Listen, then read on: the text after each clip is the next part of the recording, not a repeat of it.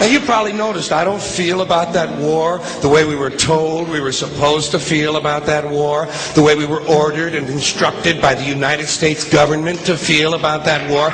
You see, I tell you, my mind doesn't work that way. I got this real moron thing I do. It's called thinking.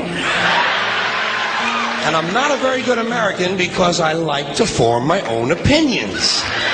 I don't just roll over when I'm told to. Sad to say, most Americans just roll over on command. Not me. I have certain rules I live by. My first rule, I don't believe anything the government tells me. Nothing. Zero. Nope.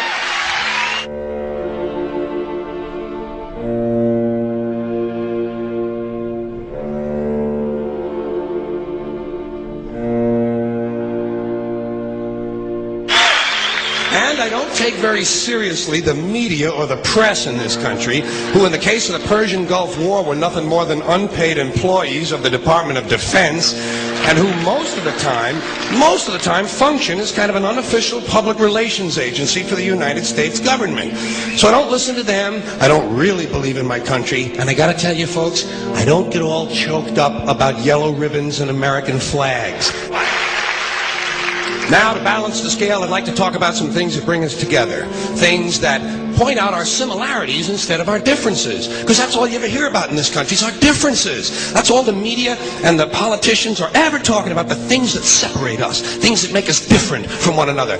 That's the way the ruling class operates in any society. They try to divide the rest of the people. They keep the lower and the middle classes fighting with each other so that they, the rich, can run off with all the fucking money. Fairly simple thing, happens to work. You know, anything different, that's what they're going to talk about. Race, religion, ethnic and national background, jobs, income, education, social status, sexuality, anything you can do, keep us fighting with each other so that they can keep going to the bank. You know how I describe the economic and social classes in this country? The upper class keeps all of the money, pays none of the taxes. The middle class pays all of the taxes, does all of the work. The poor are there just to scare the shit out of the middle class. Keep them showing up at those jobs. Politicians know that word. They use it on you. Politicians have traditionally hidden behind three things: the flag, the Bible, and children. No child left behind. No child left behind. Oh, really? Well, it wasn't long ago you were talking about giving kids a head start. Head start, left behind? Someone's losing fucking ground here. But there's a reason. There's a reason. There's a reason for this. There's a reason education sucks, and it's the same reason that it will never, ever, ever be fixed. It's never going to get any better. Don't look for it. Be happy with what you got. Because the owners of this country don't want that. I'm talking about the real owners now. The big, the wealthy, the real owners, the big wealthy business interests that control things and make all the important decisions. Forget the politicians. They're irrelevant. The politicians are put there to give you the idea that you have freedom of choice. You don't. You have no choice. You have owners. They own you. They own everything. They own all the important land. They own and control the corporations. They've long since bought and paid for the Senate, the Congress, the state houses, the city halls. They got the judges in their back pockets, and they own all the big all the big media companies. So they control just about all of the news and information you get to hear. They got you by the balls. They spend billions of dollars every year lobbying to get what they want. Well, we know what they want. They want more for themselves and less for everybody else. But I'll tell you what they don't want.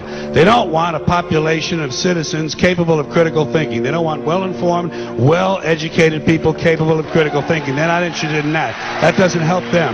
That's against their interest. That's right. You know something? They don't want people who are smart enough to sit around the kitchen table and figure out how badly they're getting fucked by a system that threw them overboard 30 fucking years ago. They don't want that. You know what they want? They want obedient workers. Obedient workers, people who are just smart enough to run the machines and do the paperwork and just dumb enough to passively accept all these increasingly shittier jobs with the lower pay, the longer hours, the reduced benefits, the end of overtime, and the vanishing pension that disappears the minute you go to collect it. And now they're coming for your Social Security money. They want your fucking retirement money. They want it back so they can give it to their criminal friends on Wall Street. And you know something? They'll get it. They'll get it all from you sooner or later because they own this fucking place. It's a big club, and you ain't in it. You and I are not in the big club.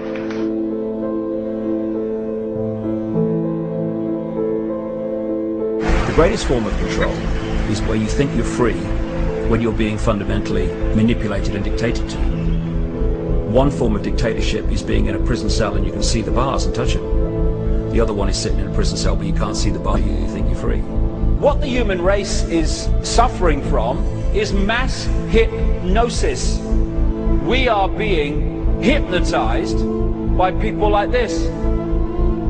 Newsreaders, politicians, teachers, lecturers. We are in a country and in a world that is being run by unbelievably sick people.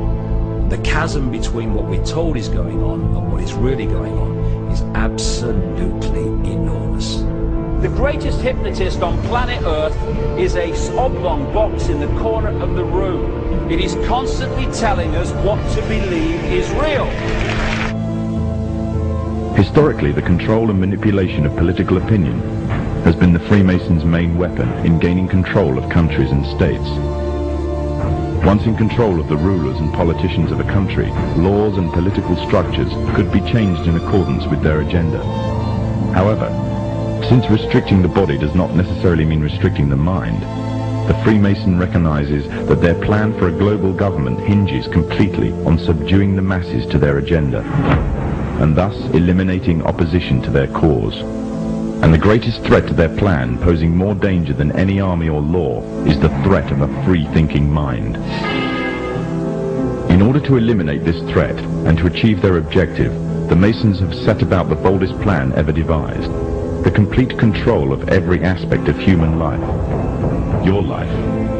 And the weapons they are using against you are in your very homes, entertaining you and your children, and gradually indoctrinating you without you even realizing.